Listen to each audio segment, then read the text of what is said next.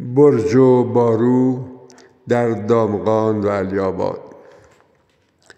من از زیارت دیوارهای کهن از برج و بارو آمده ام، از دیوارهایی که هنوز صدای پای نگهبانان دوران صفویه تا قاجار در درونشان طنین دارد.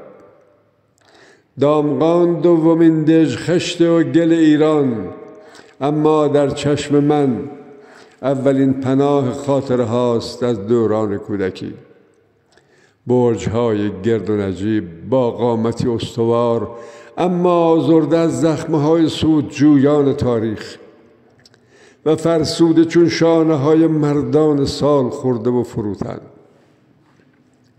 از بالای برج‌ها و باروها می شود افق تاریخ را دید، جایی که آفتاب به رنگ کودکی من و پدر می تابد. امروز چون که بر دیوار بارو دادم، صدای پای پیاده نظام و مدافعان شهر را از لابلای ترک‌های سال خورده دیوارها شنیدم، بی آنکه خاکشان بریزد. بارو آن دیوار ضخیم میان برج‌ها گام‌های خسته سربازان را به یاد دارد و کنگره‌ها چون دندان‌های کرم خورده زمان هر روز تکه‌ای از تاریخ را می‌ژوند و فرو می‌برند در سینه خاک. مزغل‌ها هنوز بازند، چشم‌های باریک دیوار که روزگاری مدافعان از آن تیر و گلوله تفنگ‌های سرپر را به سوی دشمن پرتاب می‌کردند.